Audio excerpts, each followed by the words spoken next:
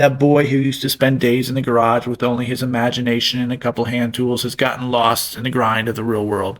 I think it's time we find him.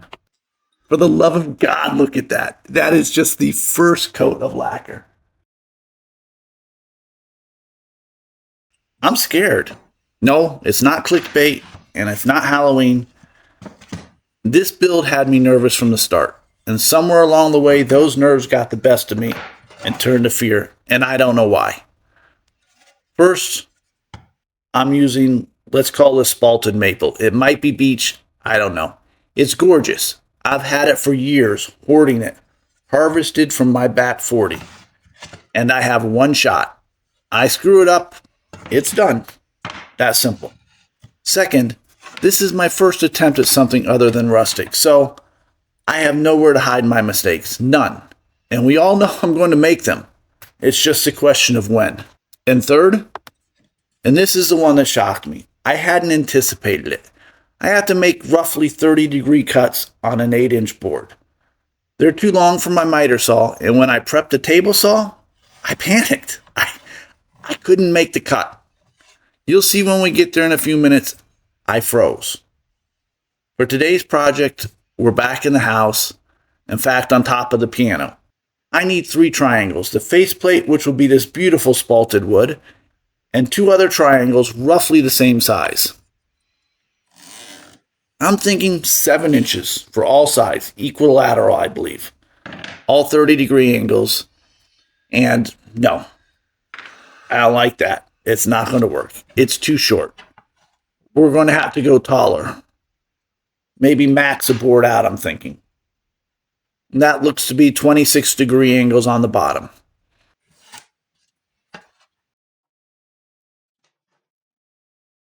Okay, so here's the problem. I'm just trying to dry run. No blade moving, making sure the miter gauge moves effortlessly. I can't push on this side or it catches. It's a cheap one, and if I push here, the board slides on me. Right into the blade. And if this happens when I'm cutting, I push it into the blade and that's a no-no. The board is too wide to grab a hold of. I don't like having to clamp on it for the ride in case it slips, then hits the blade and shrapnel. I think of a screw to hold it in, but no, I don't like that. My hands feel too close. I feel like I'm pushing it into the blade. Maybe I'm being nervous over nothing, or maybe I'm pissed. So I step back. Back in the day, short on money as a teenager, my mom showed me how to sew. And I started making my own jams. You know, those bright colored knee-length shorts. And we had a saying, if you sewed the legs together, you knew it was time to call it a night. I'm thinking this is one of those times. Time to step back, regroup, and see what's the best way to cut this. No, I didn't wait all night. I did step back, went through it, and put it in the miter saw. I have this dialed in.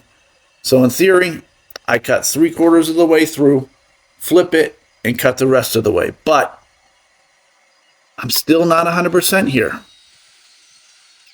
So I slow it down. There. Did you see that? I don't know what I did. Rewind, and once the blade came through, the wood parted, the piece shifted right back into the middle, took a chunk out of it.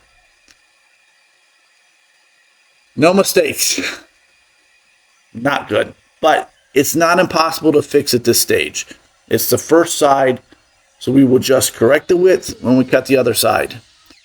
I'm going to clamp one side and use a piece of scrap wood to hold the other side down. And even then, I'm going to try and stop the blade just as it cuts the way through. I have no idea why I'm feeling so off here. It's a fairly straightforward cut, but for some reason, I don't know.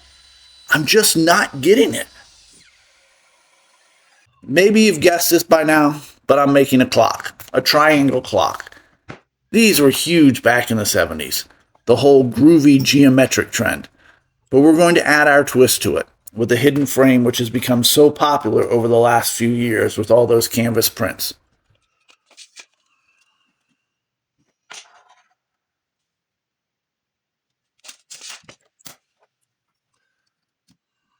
For those of you who follow me, you already know this. I record as I build, and I build by feel. And for those of you who haven't subscribed yet, now just might be the time. Sorry about the pun. Not really. But it might just be the time to subscribe so you don't miss anything. No. All I'm doing here is trying to figure out where I really want to put this clock mechanism. Leaving that for a few minutes to get a fresher set of eyes on it, I take the 2x4 chunk back to the table saw. I'm comfortable here. I've done this 100 times. Rip it down to 2 inches, then flip it upright and rip into 1/4 inch slats. It's not a Finding Me Woodworks project without ripping thin slats from a 2x4. I think I do it in all of them. These are going to be the edges of that hidden frame.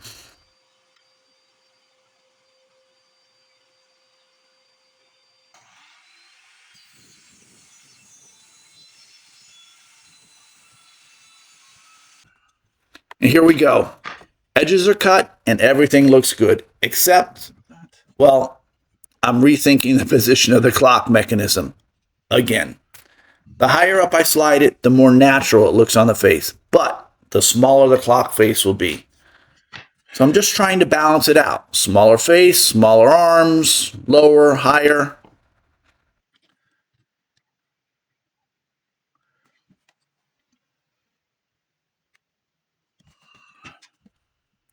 I think I like that. This smaller pine triangle will hold the clock mechanism, so I need to cut out the square. I drill 4 holes in the corners, then hit it with the scroll saw. To be honest, this did not come out as well as I had hoped. I was too tight. I should have just made the cutout a little bigger. But no, I wanted to be precise, and I paid the price. So behind the scenes, I tried to cut a sliver more with a scroll saw. It never works well. And I had to break out the file. Again, not perfect. But this is the one place I can hide the mistakes, as a faceplate will cover one side, and the back will cover the other. But still, my pride took a huge hit here. I roll over to the wen and run them through at 120, then follow up with a hand sand later. It looks much better now, but that hole still clings to the back of my mind. But no one will see it, but you will. All we have left is a faceplate.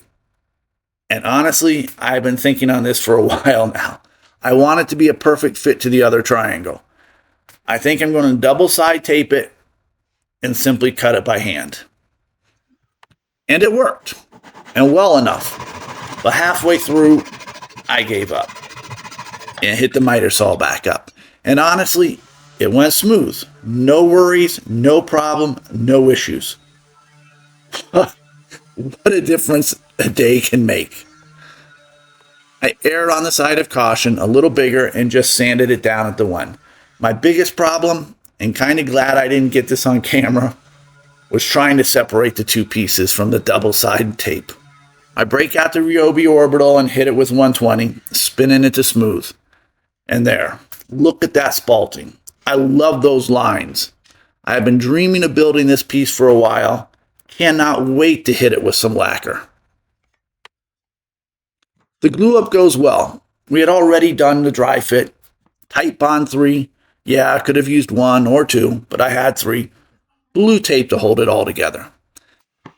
I hit it with some black stain and yeah, I'm not sure I like it. Well, now I kind of like it. I'm thinking maybe the grain showing will tie in with the spalting. What do you think? I'm going to leave it as is for now because I can always go darker. But lighter? No, not without a whole lot of work. So let me know in the comments. 1, what was the best way to cut the triangle? Probably a radial arm saw. Come on. You know I had to shout that one out. Why did I freeze? 2, the hidden frame. Jet black or leave it this semi-transparent black. 3, should I put some time notation on it? 4 small holes filled with black epoxy or CA glue? What would you have done? What would you do? For the love of God, look at that. That is just the first coat of lacquer. Oh, gorgeous. Look, this has been fun. Scary, nervous, yes. Maybe I was just hangry. I don't really know. I love this board. I really wanted to give it a project worthy of it. And I think I did. What do you think? As always, please like, comment, and subscribe. Anything and everything. It costs you nothing. And it helps the channel immensely. Until the next time.